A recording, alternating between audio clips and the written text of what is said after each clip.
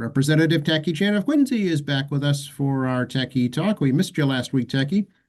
Yeah, our schedule didn't sync up last week, Joe. So sorry to the audience about a week lacking of tacky talk. However, if you're a local political junkie or you may not be listening to this if you don't live in Quincy, but we had a very exciting week last week in local elections. So maybe you're not a Quincy resident listening, but definitely check out WPTV's report on that. But also the Quincy Sun actually had quite good in-depth story on this online.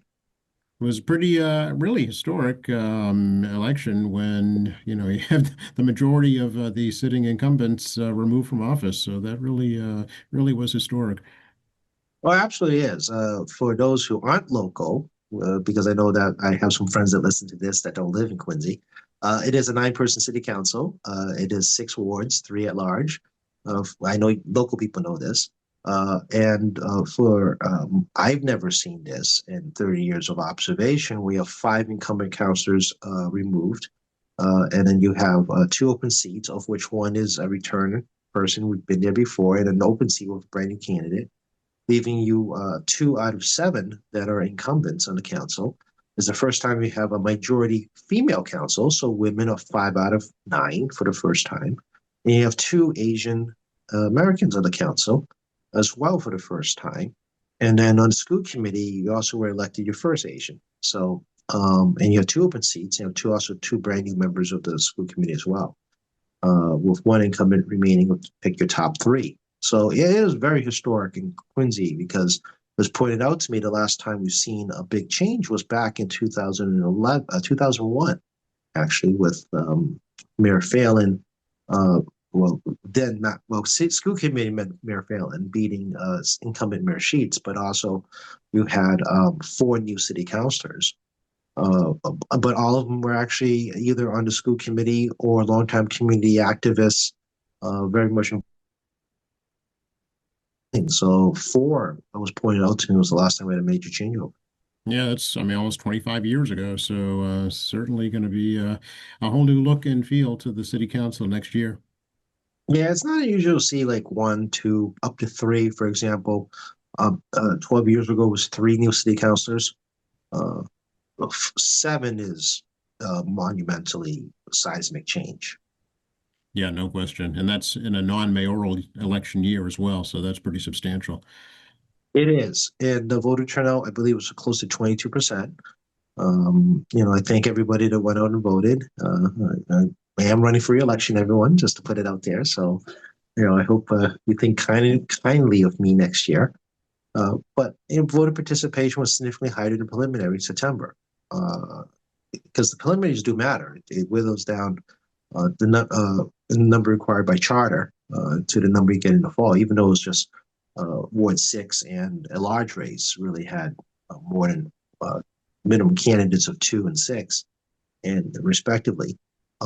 But participation really matters, and these voters have their say, and nothing's more apparent to what voters are thinking until the election. However, it is a 22% turnout, so the folks that really care about the issues of the city went out of the way to do it. And mail-in ballots, again, is very, very, very popular.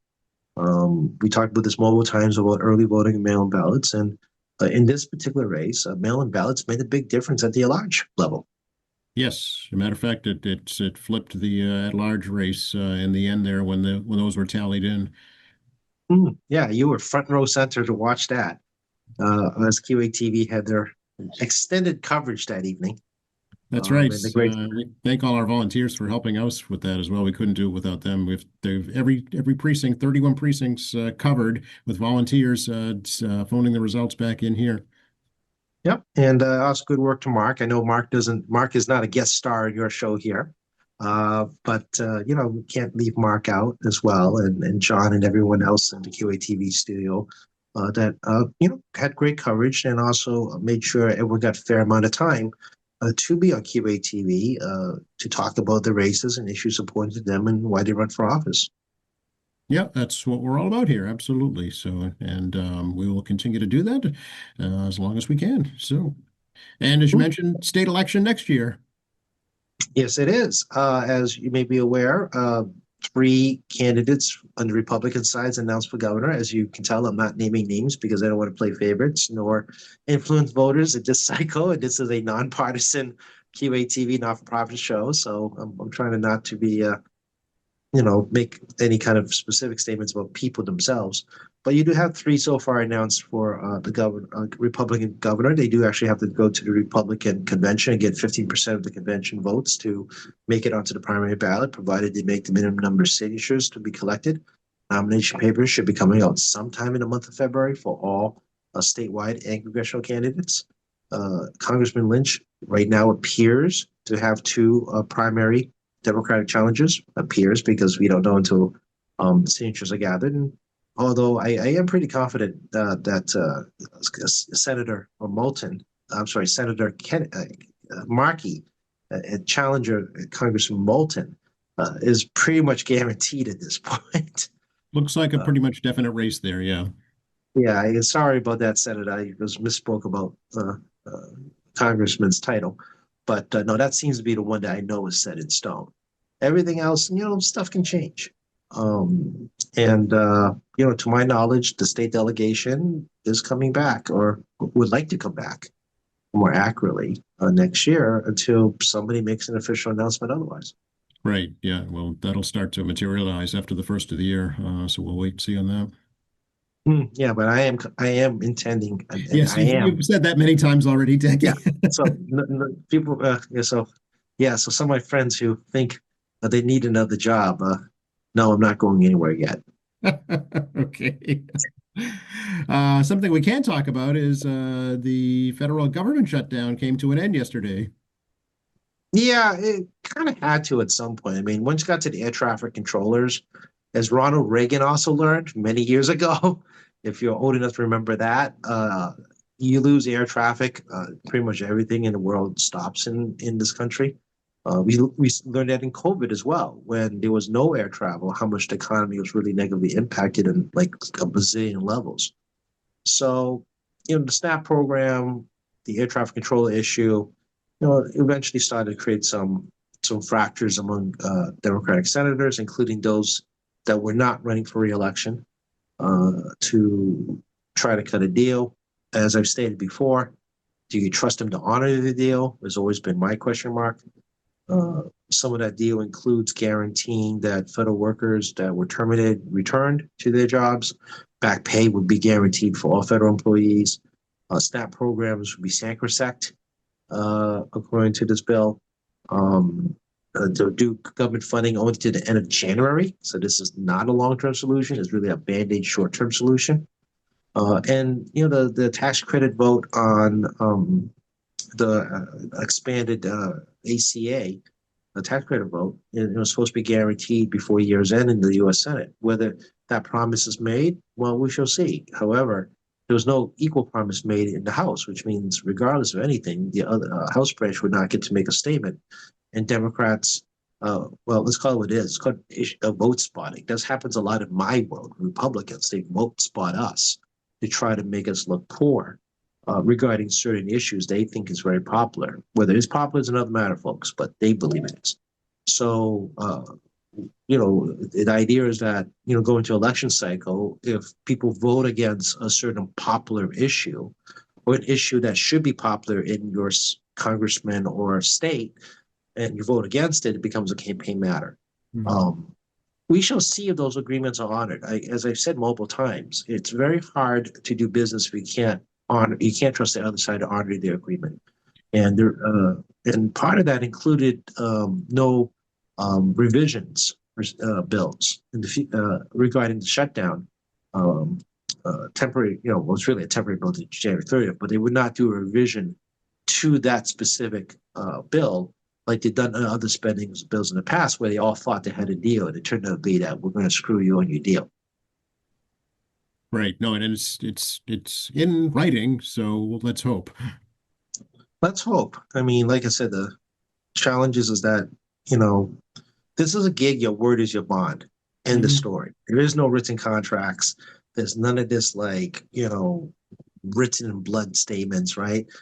You shake hands, it's your agreement, if you can't honor your agreement, your word is no good. Your word is no Right. good. It's hard to make a new deal. Right. Not only with this, but with anything in the future as well. Yeah, how do you compromise against an individual that won't honor their side of the compromise? Right. Right. This is a business of compromise. You're not going to want to do business with them like you wouldn't want to do business with a company that reneged on its warranty. 100% correct. So we'll see how, like I said, we'll see how it plays out in DC over the next few months as they head into holidays. One of the other exciting, or maybe not exciting, depending on who you are, is people didn't realize that Speaker Johnson wouldn't sit a congressperson until now because of Epstein file votes, which got some media attention because this congressperson was in favor of releasing Epstein files. And that you can actually override a committee by having a majority vote on the floor, which has now been achieved, which will be coming up for a vote because it's now become unavoidable. But you want some little political games, folks. I mean, refusing to sit a special election congressperson strictly to prevent that vote until you got to the fact that you needed the vote for the purposes of ending the government shutdown. I mean, these are real, that's like a real political game there. I mean, and people it's a power move. It's a power control move. Yeah. Yeah, because I think the individual was elected in September. Yes, that's what I read also. Yeah. Yeah, it's a long time waiting to get sworn in. Yeah, the voters of that district, said we want this person to represent us, and now. Yeah, and they were disenfranchised for essentially 2 months. Right. I mean, that's grossly unfair to the constituency of the newly elected member. Yeah, I'd be curious to see if there's any repercussions from that. We shall see. Again, politics can be a tough sport. And like I say over and over again, more than ever, people expect perfection from imperfect people. And we're all imperfect people, but people want perfection from all of us. Yeah. Yeah. So it's gonna be a rocky ride next year. But I will say this, as a Democrat, because we all know that, people do not realize the change in the SNAP program and the feeling people got that was very bad for everyone in terms of making sure people have food is the tip of the iceberg. We've already put in the HouseNet Bulletin, that's my newsletter. I encourage people to go to the HouseNet Community Council website if you want to subscribe to their monthly newsletter, because I'm actually part of their newsletter. Certain individuals that lost their SNAP program will definitely lose the SNAP program next federal fiscal cycle on October 1. This includes this includes certain legal statuses, immigrants that are legal here, such as refugees, human traffic victims. Also, that if you're an able-bodied individual, you will need to work a minimum of 80 hours a month, which I don't know how people can find a job 80 hours a month to qualify for your benefits and maintain income eligibility. So you only can make so much money 80 hours a month, which again, I'm not sure how you do that. And in certain high unemployment communities will no longer get a presumption to receive SNAP benefits of people who are income qualified, including veterans. Veterans is a demographic that received a lot of preferential treatment in the SNAP program. That's going away. And I think I'm aware that certain individuals are very much Republicans and pro-veteran. They're taking away veterans' benefits in forms of food assistance. Wow, that has not been publicized much. Wow. Well, they've been doing a good job downplaying that. Yeah, that's the first I've heard of it, actually. And then you also have people with certain disabilities will also no longer receive SNAP program, depending on how you want to define able-bodied. And whether we still have a huge question mark in our mind about whether certain mental challenges will be considered disability in the SNAP program. I'm still scratching my head trying to understand exactly what's what, because they're changing everything over. So, I mean, some folks who felt a lot of pain this year so far because of the government shutdown will feel this pain again come October of next year under the big, beautiful bill. And that's just one of hundreds of programs that we still don't know how they're going to roll out because the government's been shut down. And because they're going to shut down, no one can tell anybody the regulation and implementation process of the bill. Right. Wow. First I've heard of this, Jackie. That's eye-opening. Yeah, multiple advocacy groups, Project Bread and other similar groups nationally, have been breaking down the bill and identifying groups that are going to be highly vulnerable when this is fully implemented in October 1st of next year. So, as I like to say, people like to pick on the most vulnerable first because they're the ones that have the least power. And as an individual, on my ethics report, I do disclose I'm on Work Inc.'s board. Been on the board for many years. I learned about a lot of issues in that community and the challenges of which, and how we evolved programs regarding individual disabilities and how it used to be. And it really took parents and loved ones of those caretakers and other individuals to speak up on their behalf. And people don't realize things like SPED programs, special education programs, really is a program of the 70s. Yeah, education had a seismic shift of about almost 60 years ago now that didn't exist before. Yeah. And people think that this has always been the way. No, people had to fight hard to get these programs to address people who are different, to receive equal benefits in terms of education and status and non-discrimination. And now we're moving in the opposite direction under this federal government. And the many people are trying to figure out how much of the state can backfill these things. I was just going to ask about that. Yeah. And how much resources we can do it. So, for example, I do get emails asking us to use the rainy day fund to backfill the SNAP program. The chairman of Ways and Means in the House, Aaron Merkowitz, has already sent letters to our 3 credit reporting companies, credit agency companies on Wall Street, inquiring about what would happen to our credit rating and use the stabilization fund for these programs that are not state programs, they're federal programs, with no guarantee of federal reimbursement, because this issue is going to repeat itself as we go along. Right. On federal cutbacks. And if I use state money on a federal program, because stabilization funds and our trust funds are designed to address shortfalls to ensure we can pay our bonds timely, and try to maintain our programs the best we can during certain economic tough times. And this is different because this is a federal creation. What would happen? And our bond rating is sacrosanct to the state government, especially in higher interest rate environment we're still in now. Yeah. Compared to what we had before during COVID, when it was close to 0%. So, I understand the need. I do understand the challenges here, but people don't realize that when the rainy day fund doesn't get filled up quickly, it's a decades-long process of just really being careful with your money. And then secondly, if we start paying for federal programs, the federal government's going to expect them to do this all the time. Right, and then that becomes part of the state line item, right, in the state budget. Yeah, trying to comply with federal law. Yeah. On a federal program that's not our program. So it's not a long-term solution to the problem. It is actually not, because as you've heard, it's like 240-ish million, give or take, per month in SNAP programs. It doesn't take hard to math out. That's well into billions of dollars. Right. Yeah. Well, the more immediate concern, I'm sure, is the healthcare impacts, right? Once the ACA goes away. Yeah, so some people are already feeling it now. I talked to one of my friends, small business owner. People keep getting that a lot of ACA users are small business and gig workers. I'll keep repeating that because I have friends that are gig workers and small business owners that use the ACA.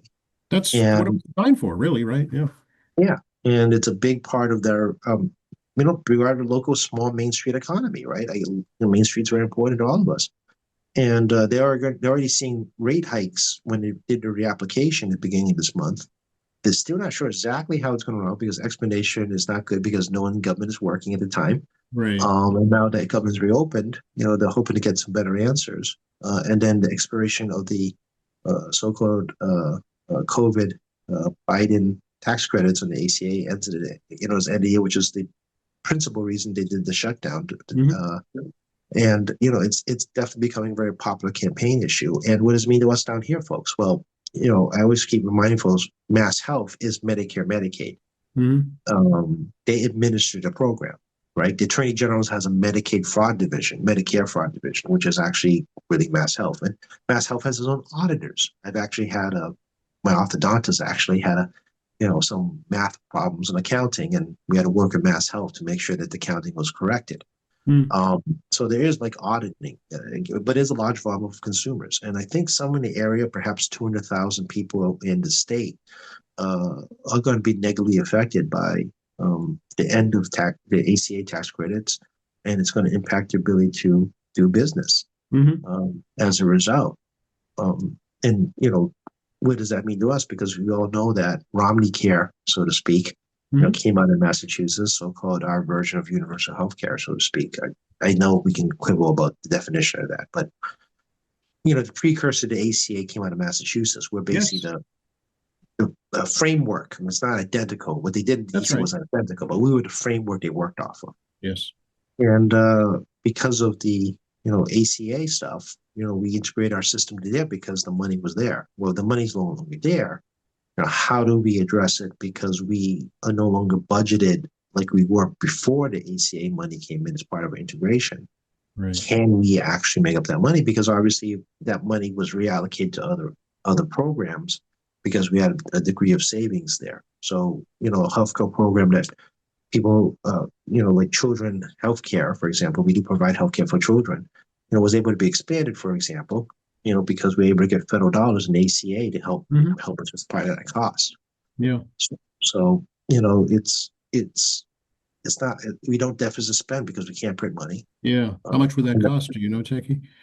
I don't know. Okay. That's a scary thing. I had a long day of meetings yesterday, of which one included talking to students and administrators of the Asian American Pacific Islander Native Hawaiian program that Biden had put in place to help those students in Bunker Hill, Middlesex, UMass Boston, UMass Lowell, the four big colleges and community colleges in the state that are recipients of those funds of $1.5 million. And I had to walk them through, unfortunately, the lack of information we have about how we're going to do things. And while that is not a federal law program, it was an optional program created by the Department of Education under President Biden, that is all gone now. And it's not the only one. There's many other programs that have not made the news that the Department of Education was terminated funding for. But, $1 million does not sound a lot, but it's a lot when you're facing a situation where you're looking at potentially billions of dollars for lost federal funding. Right. Yeah. And we received word that the governor's trying to cut Mass Health by 5%, particularly anticipate Medicaid cuts that we don't know exactly what they look at. And you probably read in the news, the Boston Herald in particular had put an article about the governor trying to do buyouts for certain departments to reduce headcount. It was like a $10,000 or $20,000. I think it was 20,000. Yeah, the $20,000 buyout program to lower headcount by, giving them a reason to leave government. Right. But I'd like to say, we may have a money for a program, but if we have no person to administer that program, the money just sits there. Yes, I see. Yeah. Okay. So I do have serious concerns about that because, it's common sense, people. You can have all the program money in the world, but there's no one to run the program. It really doesn't matter. Just sits in the bank. Yeah, exactly. Yeah. Yeah, right. Literally, it would just sit in the bank. It would not be distributed. Right. Right. So I'm not quite sure how this is going to work out because when the Democratic caucus last week, was like, oh yeah, she's attempted to try to find 5% savings in, Mass Health, specifically the Medicaid portion. I'm like, oh boy, because that's the biggest nut, right, in the budget. Yeah, healthcare, the Medicare Medicaid program consumes almost 30% of the state budget. Okay, yeah, so it's a big one. Yeah, it's a 50-50 split between us and the feds. And as I talked about last time, the cost shifts, for example, right? The SNAP program starting next fiscal cycle, they're going to cost shift 50-50 employee costs to 75 state, 25% employees, which means your state tax dollars. We got to find a way to backfill that amount. And because we have to backfill more of the employee costs, that also will inhibit us from hiring new people.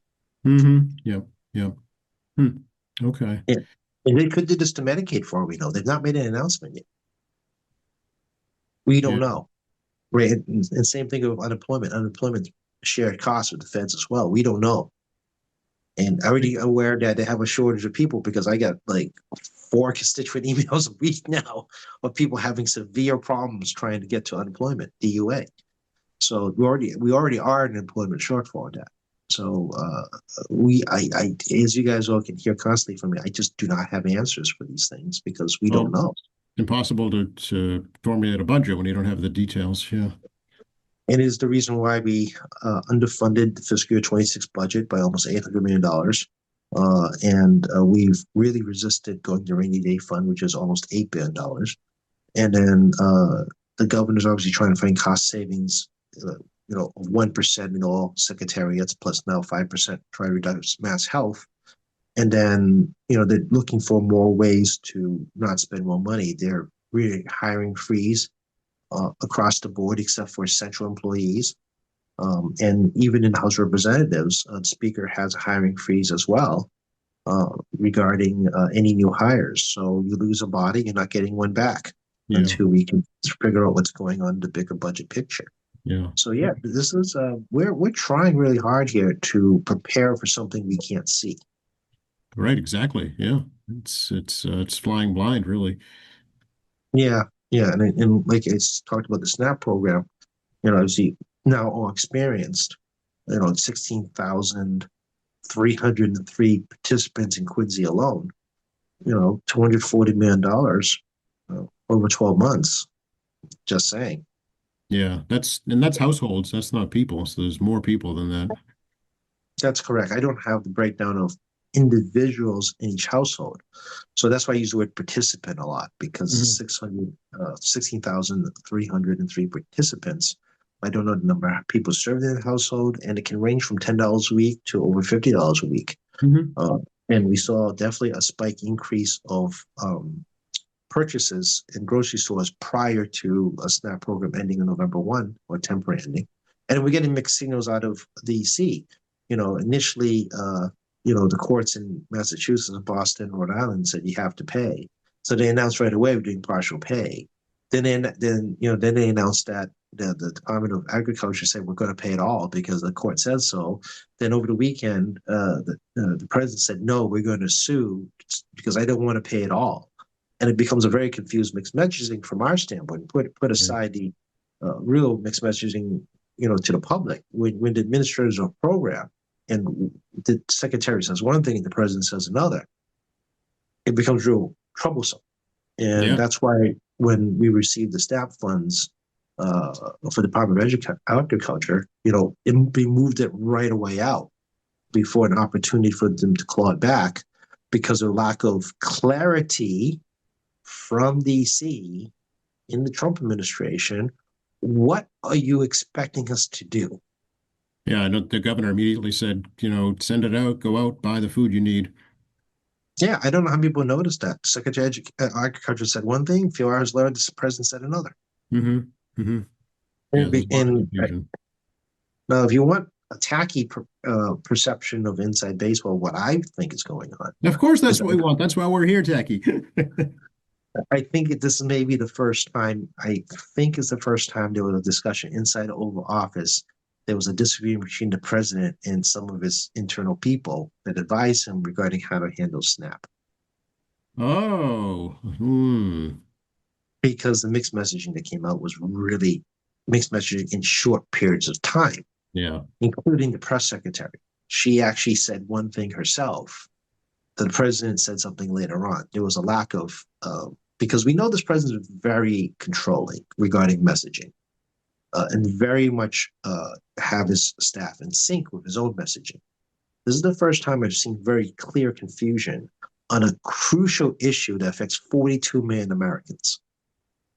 Yeah, the right hand didn't know what the left hand was doing.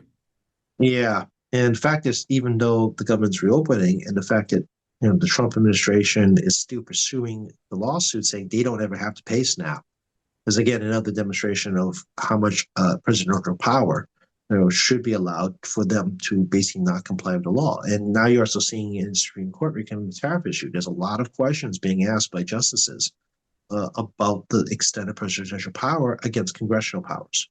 particularly something that's actually in the Constitution. Tariffs is a congressional power in the Constitution.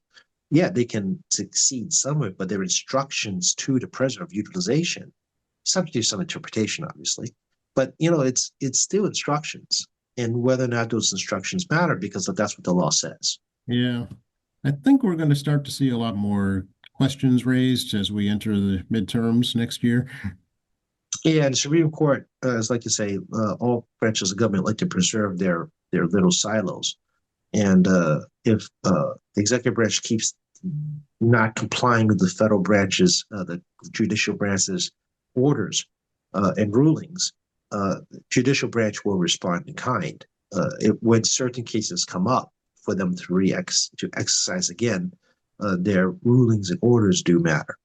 The question is, as we go into election cycle next year, how does Congress behave? And especially a majority party, which is the Republican Party, is the majority party. How do the majority party members go back and respond to constituencies? Because they have now felt pain, and this pain will come up again and snap, as I just pointed out, when the fiscal year starts next year. Because again, politics people, they're so clever, they're gonna not implement this to next year, but the fiscal year starts October 1 and election days in November. Right. Just saying. So they're trying to protect themselves against Republican primaries, which is before October 1. Yeah, you can see where I'm going, folks. And every state has a primary in a different day. Ours is September, but other people have primaries in the spring. Right, that's right. So we can't use Massachusetts' experience election cycles as the template for every state, because every state has different election cycles other than the November election day. Yeah. And when they say the buck stops here, it does. It stops at Congress's door. They're the ones that control the purse strings. And people, again, to recognize who's the party in power, and the president is Republican, and people generally know who the president is, but those who know who the committee chairs are. I don't know who the committee chairs are, honestly, in Congress, but we all know who the president is, and generally the president in power, is perceived as the person responsible, so it's the party's Republican Party. Flip it over to Democrats, exactly the same thing happens, right? And I've said this before a couple of weeks ago, as a member of a supermajority party, no one blames the Republicans for anything in the state because they're the minority party. So obviously the punching bag, when rightfully so, I'll be honest with you, is the majority party. And I am one of those folks that becomes a punching bag sometimes when constituents are unhappy or special interest groups are unhappy, and I accept that. That is part of the role, and this is just the reality of it. But my good friends, actually, I have a lot of friends, actually, on the other side of the aisle, pretty much get off scot-free. Just saying. It's all in good nature. It is, but this is political reality, folks. And right. I think people sometimes forget that I'm very conscientious of these dynamics. So, we'll wait and see. A lot of still conversation at my level in state government about how we're going to try to address an issue that we cannot see what's coming.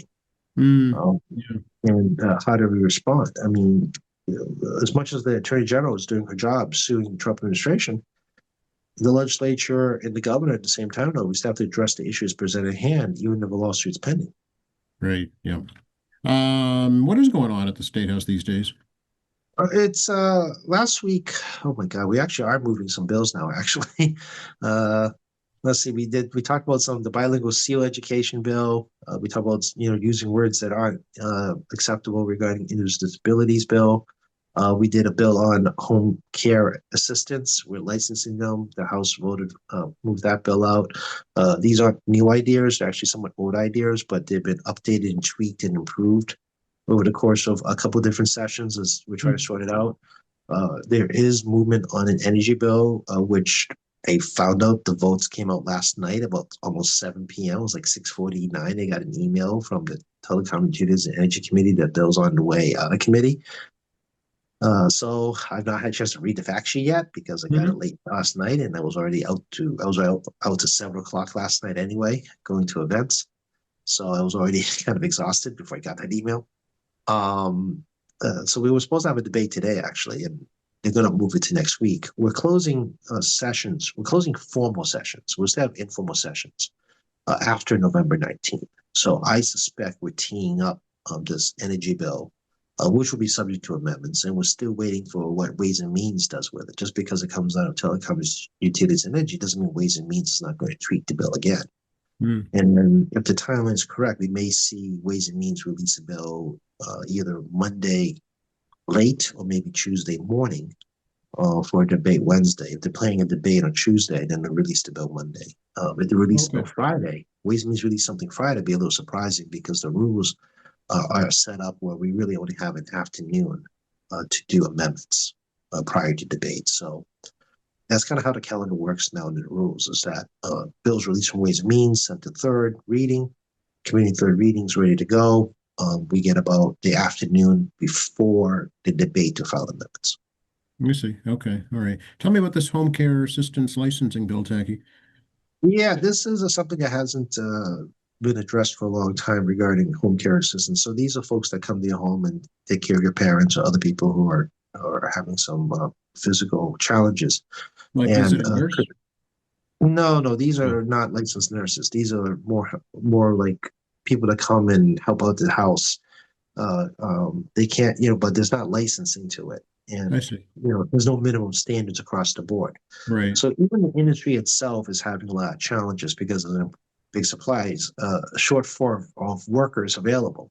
And it's resulted in very poor standards. And the industry itself had recognized this is unacceptable. We can't continue to operate this. And, they work with the Committee on Elder Affairs, actually for a couple of cycles, not one legislative cycle, to come up with some basic minimum standards, including things like mandatory reporting. They're going to become mandatory reporters. So if they're in a home with someone they're caring for, they see theft or abuse, they're required to report things like that, which makes common sense. Minimum medical training, you should know CPR, right? I mean, yes. So it'd be more accountability of the home care assistance agencies, but also more accountability among the employees themselves, because now everyone's working at a standard that everyone knows what it is, as opposed to this patchwork of standards and just random people show up and we're stopping that in the House. These bills are still in the Senate, so it's not like we have a law yet. So just remind folks, these are just things sent to the House from the Senate. Right. Sent to private companies you're talking about?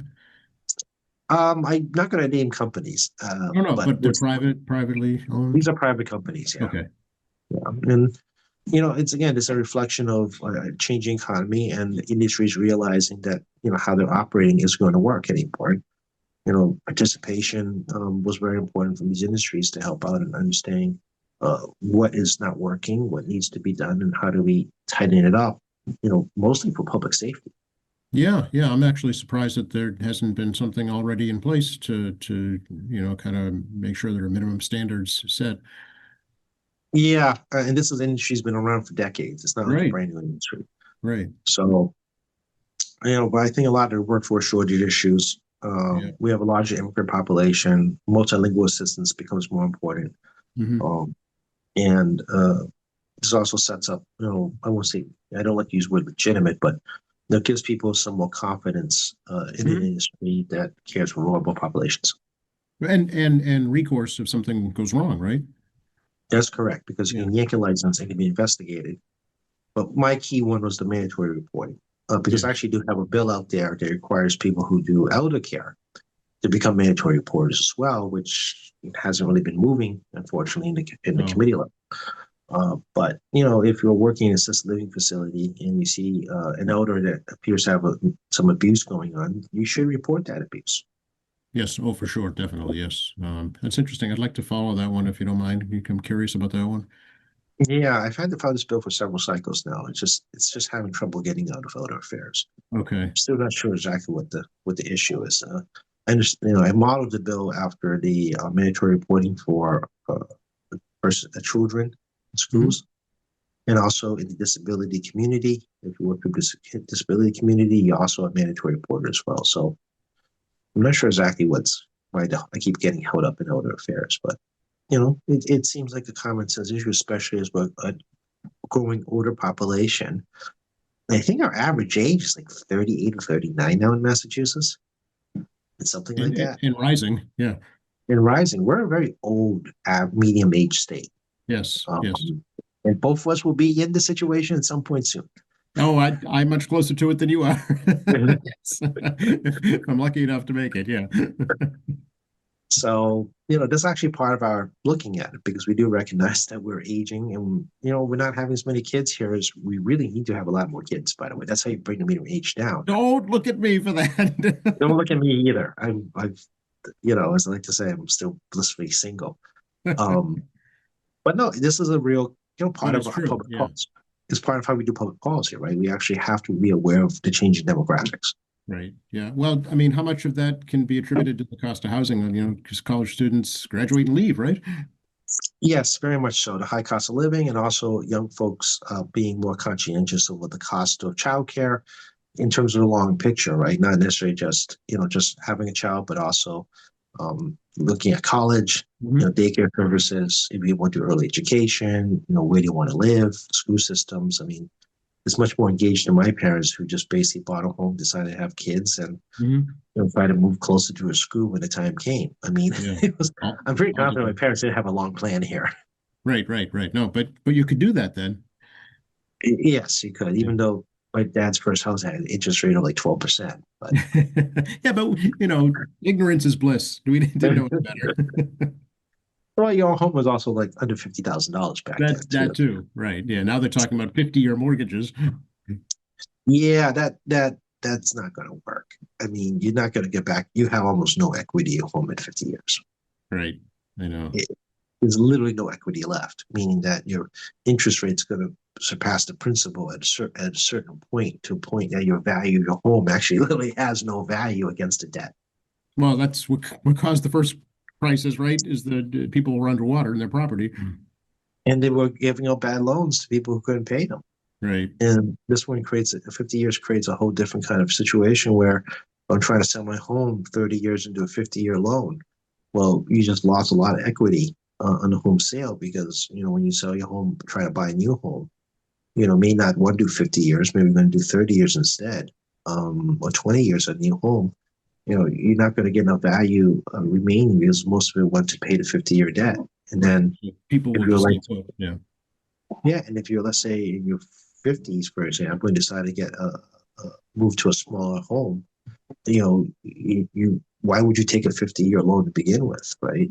I get the whole issue about monthly payments, but you have to weigh it against, in case of property, you have to weigh against the valuations. Right. And if the loan exceeds the value growth, basically you're losing the value of property. Yeah, you might as well just rent at that point, right? Yeah. Absolutely. You're 100% right because it's equivalent. You just rented a house. Right. Plus, you pay the maintenance and all the other And association property taxes and issues. insurance and yeah. And it may actually inhibit you from getting a home equity loan. And for older folks, if this makes sense for you, it may inhibit your ability to get a proper reverse mortgage. That too. Right. Yeah. So probably not going to fly. I'd be interested to see how it's presented.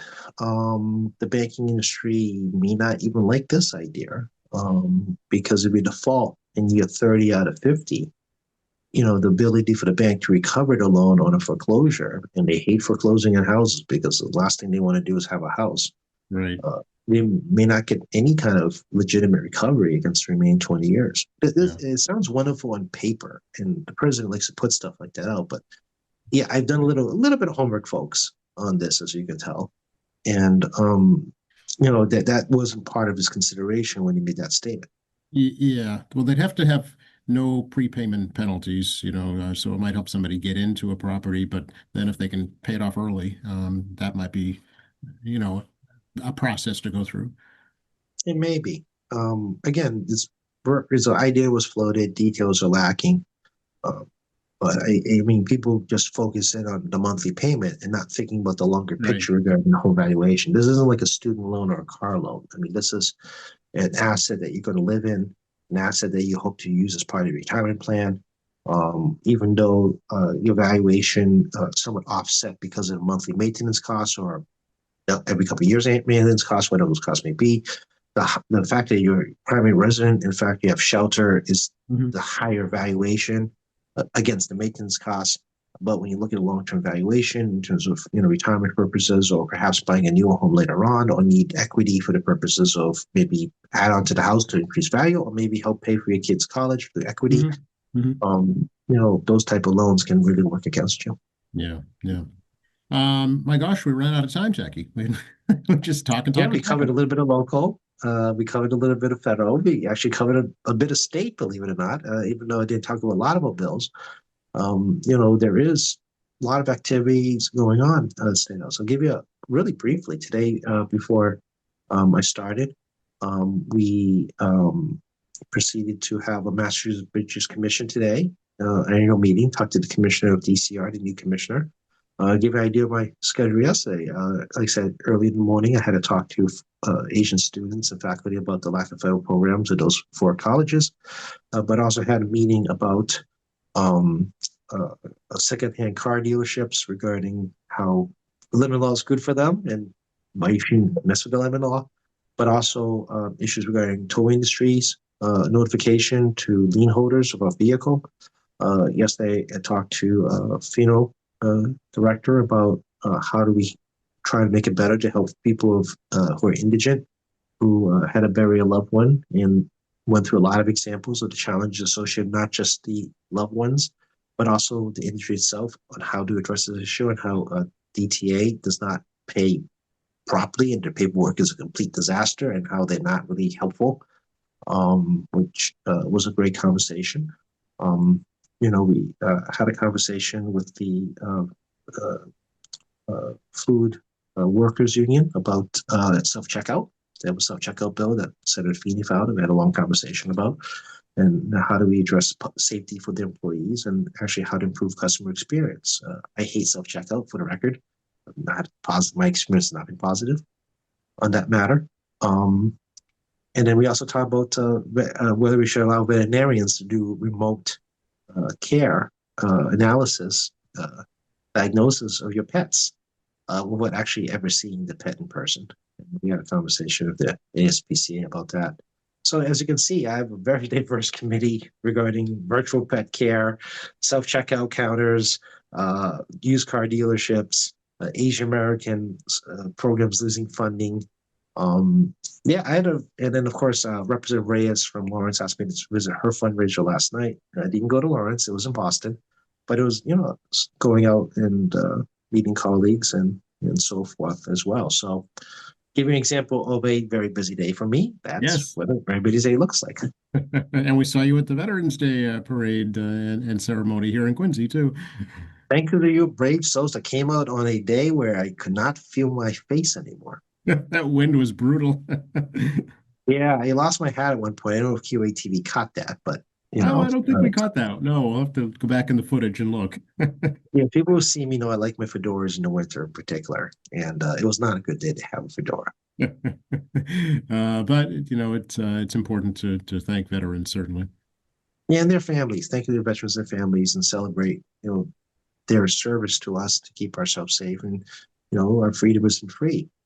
But part of Veterans Day is also their families, and Sergeant Lester was the guest speaker, and I was at Morrison Post afterwards, and thank you very much for sharing. I think people don't realize veteran stories, real life stories about their lives. Makes us understand a little better about how veterans' families live, whether they're a child of a veteran, the veteran is a child of a family member, or they themselves have families, and their experiences and their lives. And I tell people all the time, everyone's got a story. Mm-hmm. And I always say again, you don't know what your neighbor's story is until you hear the story. That's And right. there's a lesson you learn from those stories, and also a great appreciation of people from the stories you hear. For sure. Yeah, absolutely. Now, how do we hear about your story, Tacky? Well, I think people are tired of me at this point. 617-722-2370, 617-722-2370. The office is open. State House has been open. Room 42, if you're around, please feel free to visit. Tacky.chan at mahouse.gov, tackey.chan at mahouse.gov. I get a lot of emails, as you all know. I keep telling you that, and we do prioritize constituent services first. State Representative Tacky Chan Facebook and corresponding Instagram. We should be having some pictures more uploaded as we continue our fall events and state house events to see what's going on. And MAlegislature.gov. MAlegislature.gov is legislative website. As every week, I encourage you to create your own account there and follow bills and watch public hearings and sessions, both formal and informal, on the website at your leisure. TakiChan.org. We actually put a lot of SNAP stuff up this year. Not necessarily the program itself, but also local organizations that can help with food insecurity. We do encourage folks to try to help your local organizations any way you can.